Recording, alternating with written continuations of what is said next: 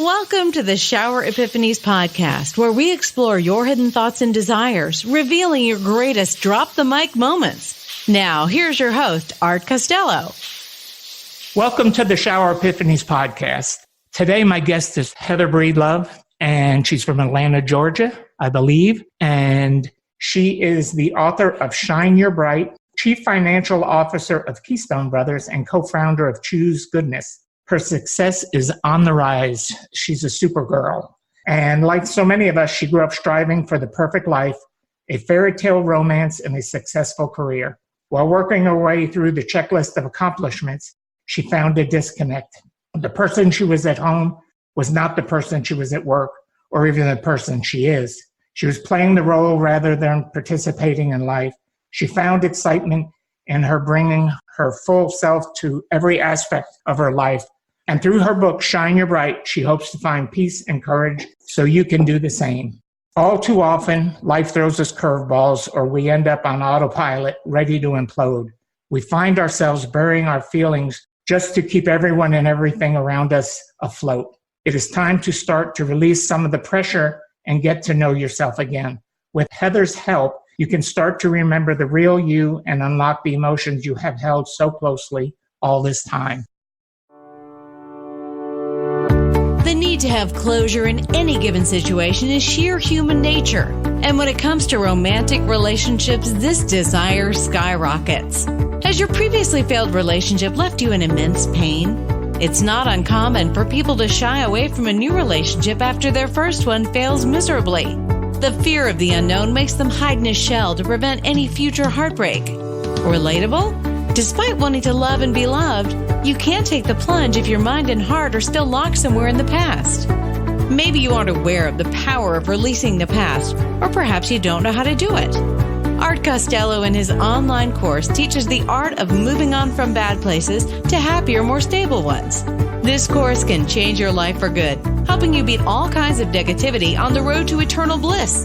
Sign up now before the gloominess gets the better of you at expectationacademy.com. Heather, welcome to the show. It's going to be a pleasure. I know we're going to have some fun. And audience, Heather Breedlove, can you tell us your story? Oh, thank you. I am so excited to be here. Definitely out of Atlanta, Georgia, which we have hit a hot one all of a sudden. And it is right after Memorial Day. So I'm excited to be here with you today, though. Yeah, we're in our 90s here in Austin, Texas also. Oh, you might beat me being out of Texas for sure. Yeah, so I am in Atlanta. My story, if I rewind a bit, starts in small town America. I grew up, and I like to say it was kind of what every child would imagine or want, with white picket fences, playing out in the backyard. The town I grew up in, had 3,000 people. So very, very small, very intimate, but it was an amazing, safe place to grow up. And I will say I hit the door at 18. I had high aspirations for myself, went to the University of Georgia, got a degree in accounting, and really took my career path that way. I met my husband, Tommy, while I was in school. And I thought I was on the track and, quote, the checklist to do exactly how I'd laid my life out when I was growing up, what I wanted it to look like. I kind of laugh, and I don't know how many girls my age had this checklist, but where you're off to college, you meet your husband, you've got your career, you're married by 25, children by 32, and you really just keep working your way down that. For me, I made it to a particular spot in that checklist, and then things just stopped happening. I ended up at 25, right after Tommy and I got back from our honeymoon. My dad was diagnosed with stage 4 melanoma cancer. And we lost him, married in June. He was gone Thanksgiving, actually. And so that's when I started realizing I don't know how to quite adjust when you've laid out this image of what you want your life to look like, and it's no longer going to happen. Like, I knew he wouldn't be around to see grandchildren or my brother's wedding, and that throws a little bit of a curveball per se. And to keep going, as I had to navigate this, and then it turned out we didn't have children either, I was just kind of on autopilot working my way through life until one day I turned around and said, well, what do I want? I have to kind of deal with all these curveballs per se. And then how do I replace those with things that are going to make me happy? So it really made me take a deep dive into what I wanted out of life. You know, our lives are really juxtaposition of it, because mine was the complete opposite, where I did not have anyone to put any knowledge in my head about asking about what to expect from my life or anything like that. I pretty much had to live from day to day just to survive because I was kind of abandoned. Oh, so goodness. It really left me in a position of not knowing, where you knew where you wanted to go and weren't happy with it. Right. I kind of, not to make light of it, but I started thinking, I'm like, when we grow up, they teach us math and English in school, right? But there is nothing really around relationships or going out to learn and gather the tools you need to help yourself navigate. And then even taking it a step further, they don't teach you about really your financial scenario either. So I feel like that's kind of something I want younger people to realize, is it's so much more than just your textbook on having those life skills. Yeah, I agree, because, you know, I tell a really interesting story. I was so ignorant that when I was a freshman in high school, I asked the prettiest girl in the class, and I grew up in a town of about 105 people total. There was 20 of us in my senior class. So anyway, I asked the prettiest girl in school to go to a dance with me, and she turned around and said, I wouldn't go to a dance with you if you were the last person on earth. And it devastated me. And it was because I had never been taught about deodorant. Isn't that sad? Really? My parents had never even said a word to me about applying deodorant or anything. It was just dysfunction across the board. My parents loved me, but they didn't educate me. My sister and I had to learn everything on our own. Wow. We had to figure out everything. You know, and as I got older, I realized at that time it was a detriment, but it has served me well, because I have chosen to look at things through everything as a learning process in life. And it has propelled me to heights where I made a choice. I made a choice that I wasn't going to let anything bother me, or I learned that my expectations are what mattered most and what I expected of myself. And that's what I needed to satisfy in my life to live a happy life. And by God, I've done it. It's amazing what choice and even your perspective when you attack one given day, how it can shift from, I don't want to go to work today, or thank goodness I get to go to work today. And here are all the positives I have in front of me. It really is so much of an internal perception. And you're right. I mean, absolutely right. Hit the nail on the head. You know, it's what we can control. Our choices are what we can control, and our expectations. And, you know, I've always believed that our epiphanies are a precursor to our expectations, and my research has proved it. So it's so important that people realize, or young people particularly, that they have to live to their set of expectations for themselves and not to the expectations of others. Because when they do that, they become unhappy. And I'm just going to make a little assumption. I think when you started living to the expectations of others and what they wanted, you gave up something from yourself. You do. And I even talk about this with really my friend set now. We had gotten to a point where you do play so many roles in life. You play your role at work. You play the role of mother, the role of daughter, sibling. And everyone does have those expectations around you.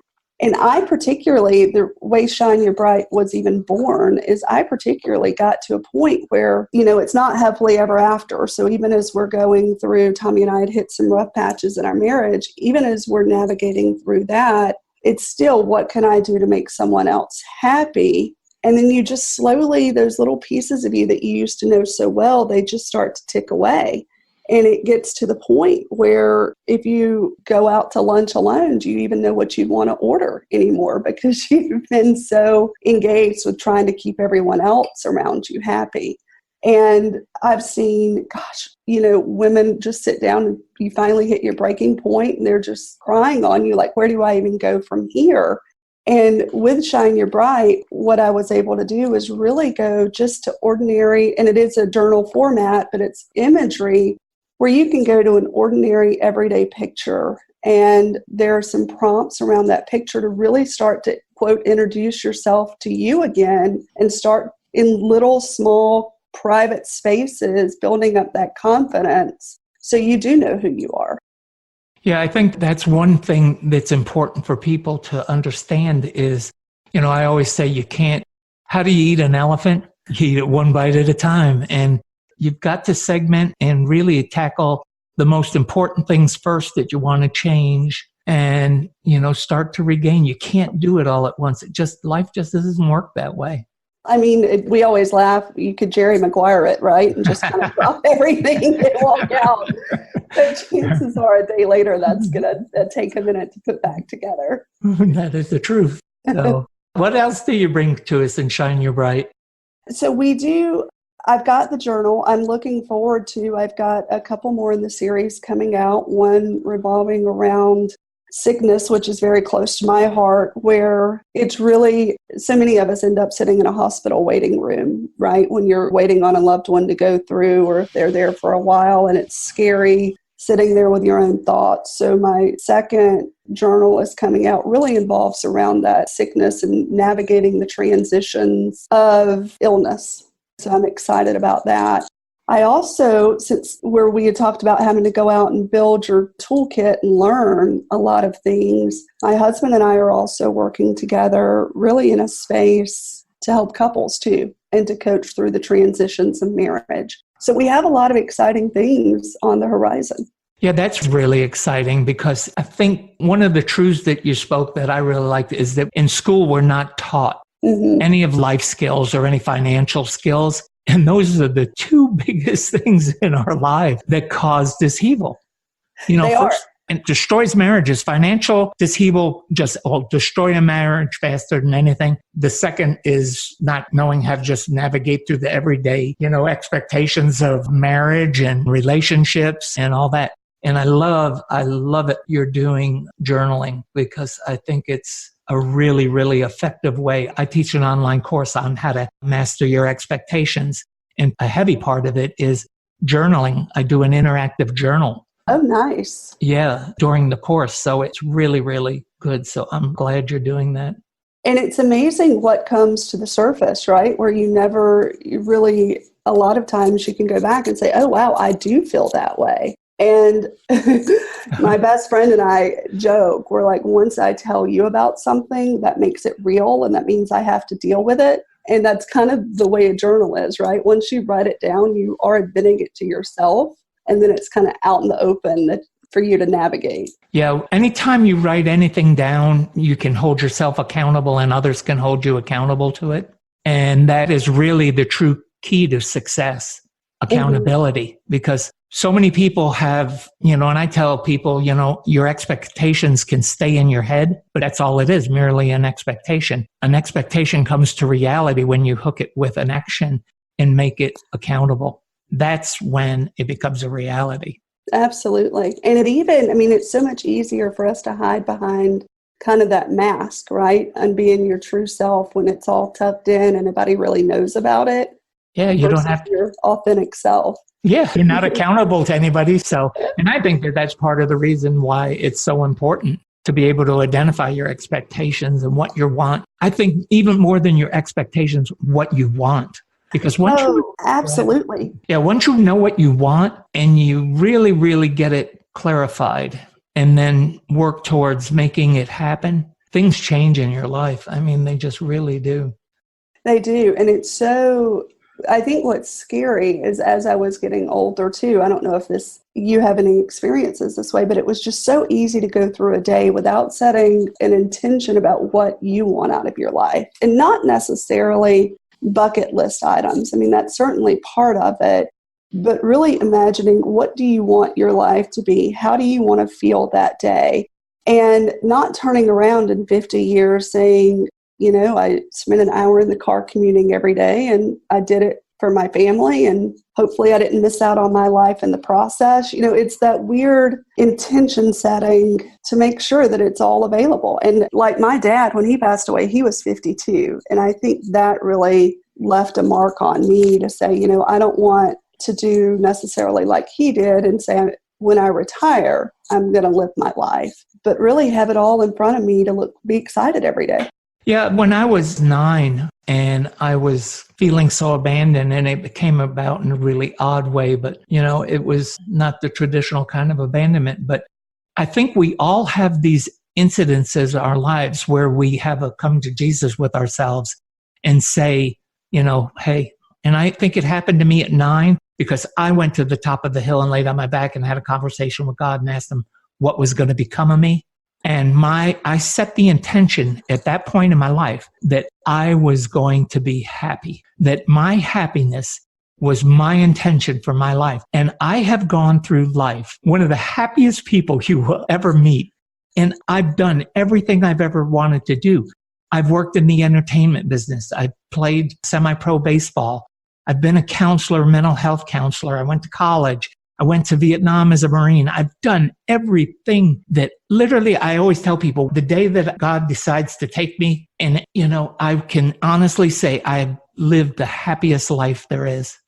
I say that too. And it's certainly a measure, right? And it can be scary to my friends when I say it, but I'm like, I could check out now and have had the most amazing life possible. And there's something to be said for feeling that way. I think it's great. I wish that everybody could do that. I have a lot of admiration for the young people that don't go to college right now and that you see them going off. I have a friend in Austin who is maybe just turned 30, but she has been to 65 countries by herself with working from all these locations remotely and traveled and seen more and learned more than most people do in a lifetime. 65. Isn't that incredible? Yeah. And that does lead you back in to start thinking about fear too. Because we do, my husband and I travel a lot. It's one of the things that we just love and adore. And it exposes you to so many more cultures and really helps you think about different perceptions that we have, that you just expand your knowledge of how people live. And with that, though, all of, you share your life on Facebook and whatnot. And a lot of people are like, I really want to travel, but, right? And there's that but. There's the fear of this and the fear of that and the fear of that. But then on the other hand, we have some that it is just inspired to go out and take life by the horns. And it's so exciting to watch those smiles coming in. Oh, yeah, it really is. Well, let me ask you this question. I'm going to put you on the spot. What's your favorite country to travel to? Oh, they're all beautiful in their own way. I will say Ireland still has my heart, and I don't know why. It just felt almost like home. Do you have Irish roots genetically? In theory. I guess if I look at all the last names, I have a Hegwood, I have a McGuire, I have a Crosby. I think they all kind of filter into Ireland, but I am not redhead and fair-skinned by any means. So who knows? Well, it's funny you say that because my name is Costello, and everybody goes, Italian. And I'm not Italian. You know what I am? What's that? Irish. Are you really? Yes. Look at some of the history. One of the premiers of Ireland was John Costello. There's a heavy Costello, and I have dark hair and I'm dark skinned. And it's from the Spanish Armada crashing on the northern tip of Ireland. And the old Spaniards having their fun with the Irish girls. But, everybody always assumes I'm Italian. And I'm not, so it's always interesting to see people's reaction when I say I'm Irish. They go, oh, no. It's getting to be just one big pot, too, as much as we all travel. It really doesn't matter what, I don't think that our makeup psychologically is dictated by where we are from or where our genetics are, So. No, there's still core values in people, right? Yep. Have you been to Croatia? I have not. We started making a list of places that are high on the list, and that's certainly one of them. I loved Croatia when we went there. It is just the people, I'm a people person, so the people were so incredibly friendly and caring and kind. But you know what I've noticed? What's that? Countries that I visit that have gone through some kind of recent turmoil, war, famines, different things like that. The people there have a different perspective on life. And they kind of throw a lot of the ideas that we have about different countries and everything, they just seem more friendly and warm. I don't know if you've noticed that. I have a tendency to notice warm, or I feel like that's just kind of natural because I did grow up in a small town. And that environment's very different from, say, if I'm walking down the streets of Atlanta. But you're right. I mean, having community around a common experience goes a long way with humanity.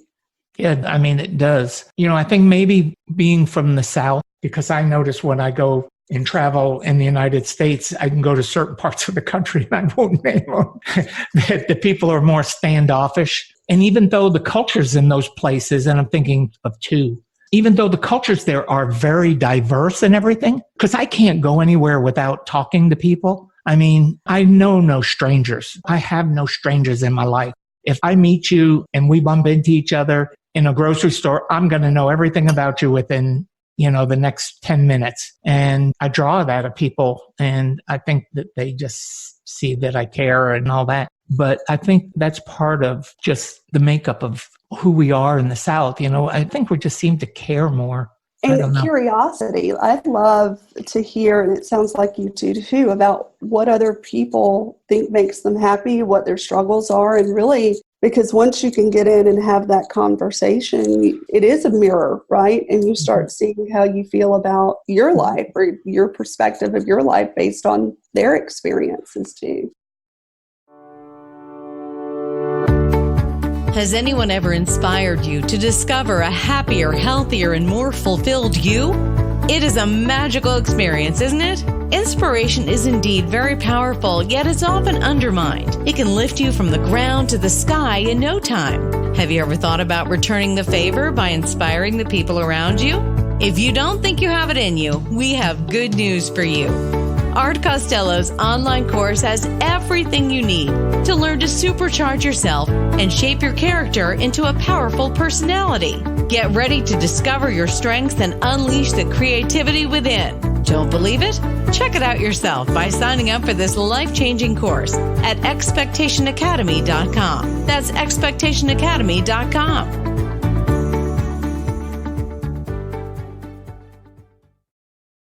Yeah, I think I almost look at it as more, I love to teach people.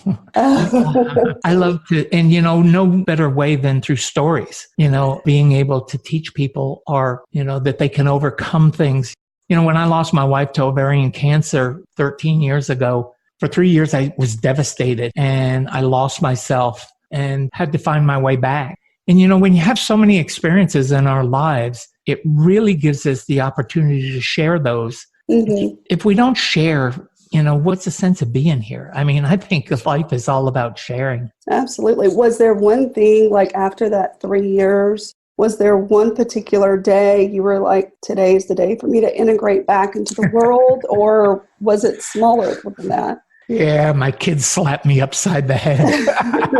They said, Dad, because I started after Vicky passed, I started acting pretty terrible, doing stuff that I hadn't done before. I hadn't been a big drinker, and I was drinking every day, and I was hermitizing myself.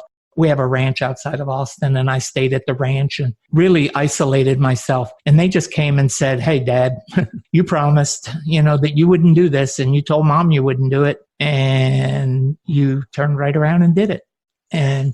But there is something, and I'm sorry to interrupt, but taking that time and that space for yourself, sometimes you just need it to. Absolutely. I agree. The grieving process is a process. We have to go through the grieving, and there's certain steps of it that we have to experience. And, I tell the story too often probably, but when the kids left that night at 2:00 in the morning, I woke up, went back and laid on the lawn of the ranch and looked into the sky and asked God, what was going to become of me again? And I heard this voice inside of me that just said, I've given you all the tools. You just need to apply them and use them. And I think that that's the important thing that we all need to learn. We have all the tools necessary to live, to survive, and thrive. We just have to use them.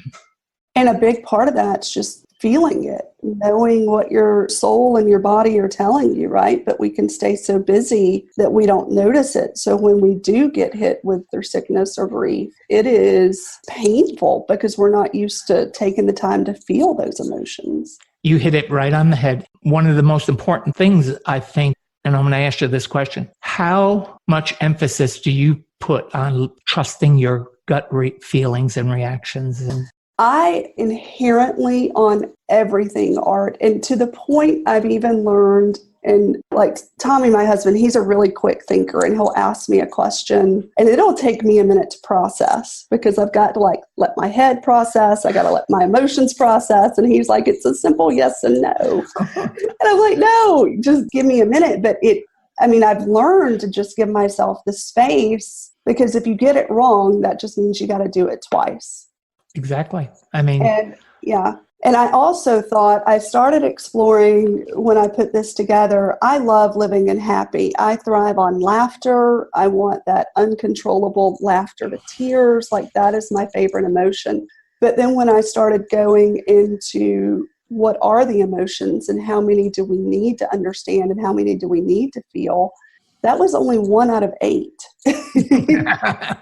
And I'm like, as much as I want to live in that piece of the pie, there's 7 more to be aware of and to learn about. Yeah. Have you done much studying on emotional intelligence?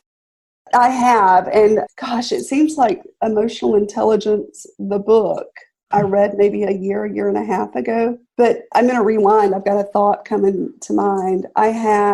When we hit one of those hiccups in a marriage, we started talking through a counselor about really diving down and seeing how you communicate. And even when I was ready to just stab my husband with a knife, right, smack in the heart, right, I would laugh. And she pointed that out to me and she's like, you're angry, but it's coming out as laughter. So he's hearing you laugh and he's just thinking you're being sarcastic. And just that little tweak in my mindset and understanding how I felt versus his perception changed the game. Boy, that's powerful. That's powerful for my listeners to hear, because when all too often we are not honest in expressing our emotions, or we do, and it's not a conscious thing, it's a subconscious thing. So it's important to have your emotions in tune with your reactions and all that, because our spouses or people, coworkers can misread those things very easily. I also have a friend, whenever she tells a story, and it can be the most heart-moving, tragic story, she giggles through the whole thing. And, like you, it was pointed out to her and she never realized she had done it. And once she'd started realizing that, it actually put her back in tune with her feelings. Mm-hmm. She got a better understanding of hers because she was masking it with that giggle. And people we would leave places, where we were in groups of people and they'd go, wow, she's weird. She's talking about her dad passing and she's giggling, Mm-hmm. And I said, that's a reaction she's having. She's not weird. It's the reaction she's showing to it. It's how she's masking her hurt. And I even, like when my father passed away, I used to feel guilty. I only cried twice in 3 months, not even at the funeral. Wow. And it was like, am I that cold-hearted? Am I, like, once you start saying, is this normal? But then I realized I was just like on the course. What is our medical plan? What's the plan with my mom? What's the plan with the rest of the family? And I'm let's make the game plan and let's go. And I just never once sat back to thought and say, okay, he might not make it through this.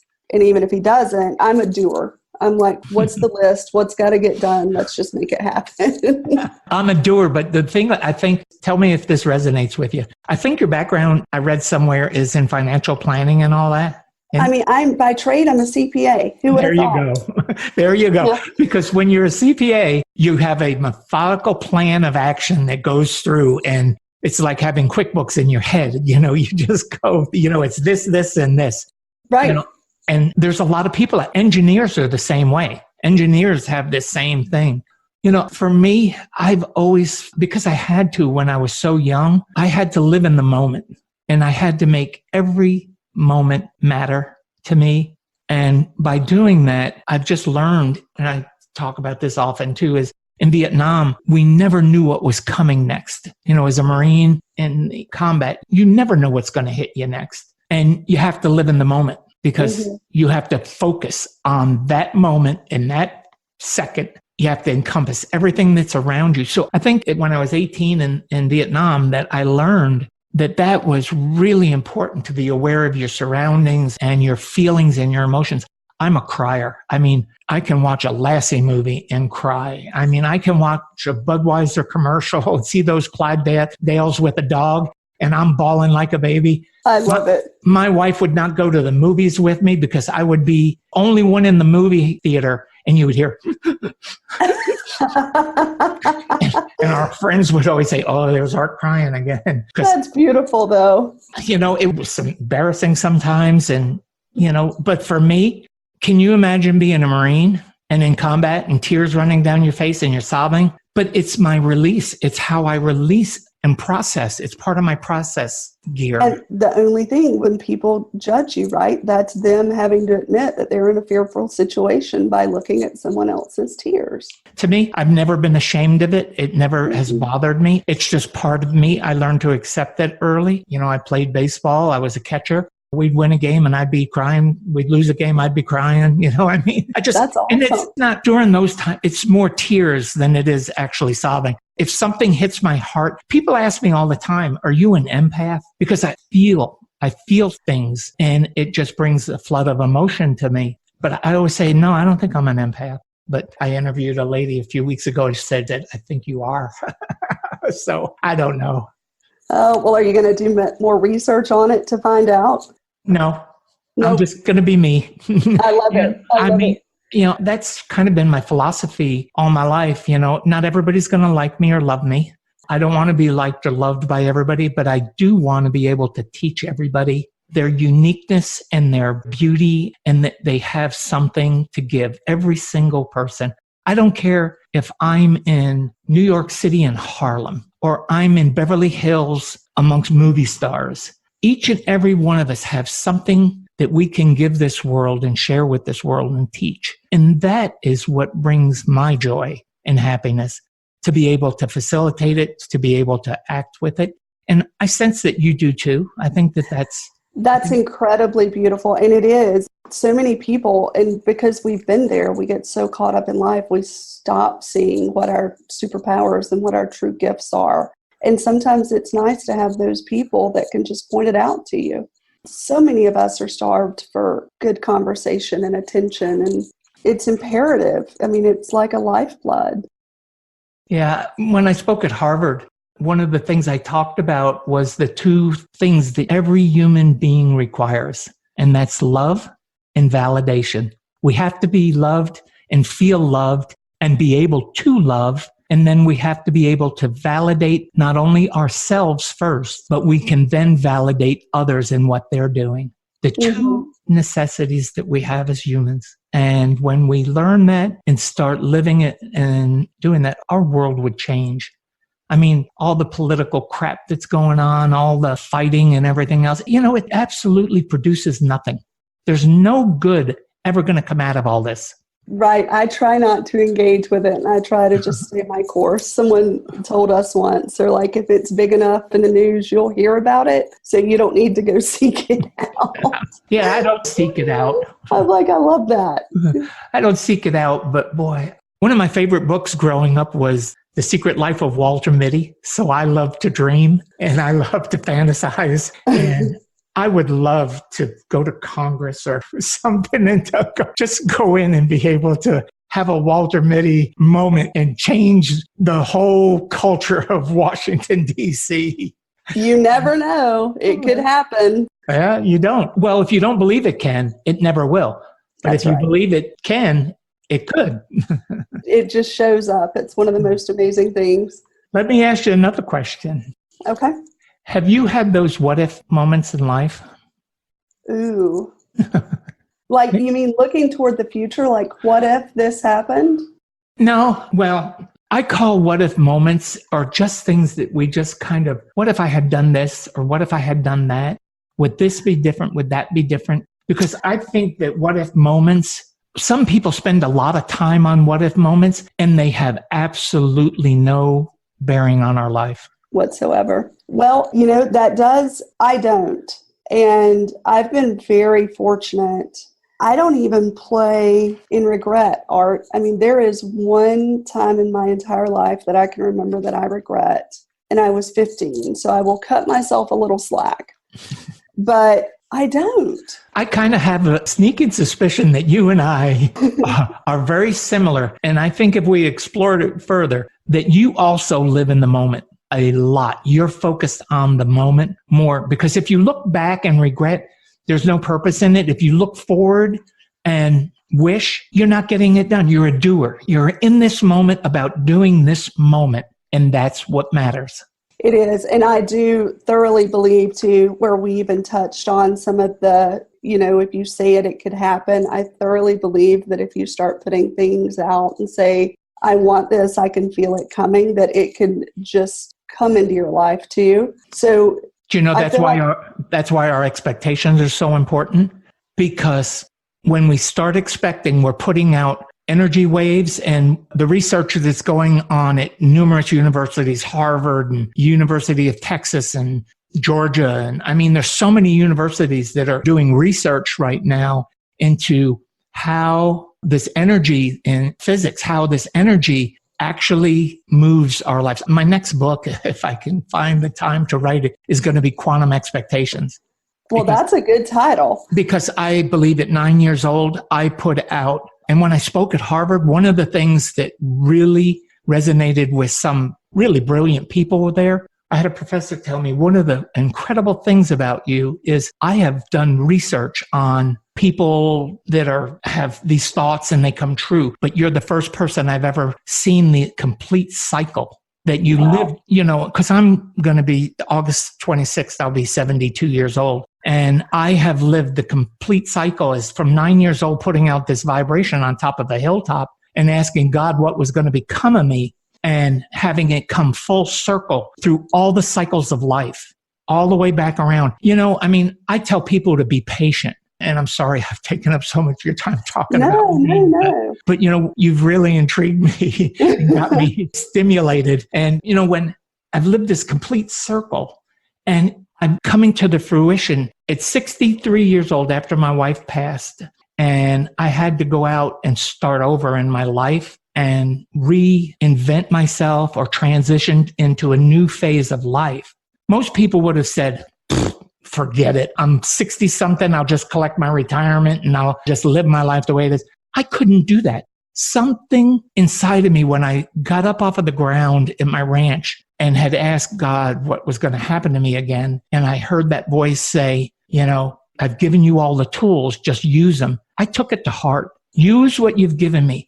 And I'm just going to keep going till they burn me up or whatever they're going to do. I don't care what happens to me after I die, but, but whatever it is, until that minute, I am going to live this life the way that believed that I was intended to live it. Because it's a gift. It really is. And that you, at rolling on to 72 years old, there's still more that life has to offer you. And being in the present state, drink it in. I just married the most incredibly younger woman who is really turned out. I'll tell you a quick story, this is when my wife was passing away. The doctors told me she's going to have a lucid moment because she had chemo brain really bad. The chemotherapy had destroyed her. Mm-hmm. But she had a really lucid moment and she yelled art, and I ran across the house into the bedroom and she said, sit down on the bed. And just as lucidly as she could say, she said, I want to thank you for all the years that you've taken care of me and provided so well. I want to release you from your marriage vows so you can go find somebody else to love as much as you have loved me. And I said to her, no, I can't do that because you've been it for me. And she said to me, no, you've got to do this. I said, okay, all right. And when she passed away, I dishonored her by going to that place of drinking and all that. But also when I found Beverly, because she had uttered those words to me, it released me to love someone else as much as I had loved her. And I married a woman who was 53 years old, never had children, had never been married, was self-sufficient, and she has been the biggest blessing in my life. She is such a woman of encouragement and understanding. And I believe, and she believes, in that she is a gift from Vicky above. She has. That's amazing. And what a testimony when we're all, because it happens to all of us. We go through the trenches. But hearing stories like that does put that light and that hope into people that are currently in the trenches. There is a shine your bright out there. There is a shine your bright out there. Never. It's when you give up and give up hope. That's when it kills you. That's when it puts you in that spot where you don't want to be. That's right. And I see it with Vietnam veterans. I see it with people who, it's a choice we make. We can either live happily or we can put up with the pain and live through the pain and come out on the bright side of it or not, Absolutely. And it's all a choice. So absolutely. I eat into a lot of your time. I'm sorry. I apologize. No, I thoroughly enjoyed our conversation. Absolutely. And it's always good to share, especially when people do go through so many experiences in life and not knowing where to turn to start coming out of those experiences. It's good to know that you have resources of people you can talk to. Experiences are meant to be teaching lessons of our lives. Mm-hmm. And too many times and too often people look at this as woe is me. What happened to me? Why did this happen to me? When it's God saying to us, and I understand that everybody's doesn't believe in God the way I do. Time has taught me. But, no matter how you perceive it, these are all meant to teach us something. And when you're taught like that, there is no failure. You never can have a failure when you look at everything as a learning experience, because inherently learning experiences are treasures. Mm-hmm. And that's how we grow. We take each one of those and become better. And that's why I'm so good at 72. I love it. I love it. I got your birthday down, August 26th. What else do you want to tell us about Heather Breedlove? I think it's been an amazing conversation. So thank you for sharing this time with me. Yeah. Oh, it's my pleasure. I do it again and again and again. I love it. Can you kind of fill us in and tell us what you've got coming up? I know you kind of filled us in some of it, but I can. And tell us a little bit about Tommy, because I'm interested. And I know Tommy's a speaker. And Tommy is. So we, a little bit about us when I mentioned that we met in school back in 95. So we've known each other a minute. We both went to accounting by trade, and he made it, same thing. We were both very incredibly successful in our careers. And the first time he sat down at a shareholder meeting as an equity partner in an accounting firm, he just said, you know what, it's not for me. I can't choose to let people be a commodity, and I need to have more emotion in business. So he, that's our Jerry Maguire joke, he Jerry Maguired it and walked away and started Choose Goodness, and really is a place for choice, helping those people who do want to make a choice and they can't necessarily see or navigate from point A to point B, having that support there where we can be our full selves. We can have it all. We can have our businesses. We could still have our financial security, and we could still have our purpose in life. And so he does speaking and coaching in that arena. And then we are starting to kind of merge a little bit, like I mentioned, into the marriage arena. And it's so exciting that our lives, again, have yet another reiteration of the Breedloves, as we call it. So we're very blessed to be where we are. And I do have a website, shineyourbright.com, and you can get to me through that. And I'd love to hear from anyone who wants to reach out. Absolutely. And I'm going to encourage everybody. I'll put all your contact information on the show notes, and we'll make that happen. But I'm going to encourage the audience to really reach out to Heather and Tommy both, if you need to, so you can gain some clarity and knowledge that will start to transform your life, because they're super people and they care, and it's just a blessing. And I'm so thankful that we got to spend this time together. Another kindred spirit in my spirit bag. I love it. Thank you. You're special. I really felt connected to you and really enjoyed it. I have too. Don't know which direction you want your life to take? Are you sinking deep down into the pit of uncertainties day by day? So, what's the secret to leading a happy, satisfied life? It's taking matters into your own hands. But what if the matters in question are a total blur? Art Costello's Expectation Academy course aims to tell you exactly how you can get some clarity in your life. This course can be your savior on your journey to reinventing yourself. While you certainly can't plan your whole future ahead, you can definitely control twists and turns your life takes. So what are you waiting for? Sign up for this course now at expectationacademy.com. Get a chance to broaden your horizons and add meaning to your life. That's expectationacademy.com. So with that being said, everybody knows where they can get a hold of me, expectationtherapy.com. Expectation Academy is my online course. And Heather, it's been a pleasure.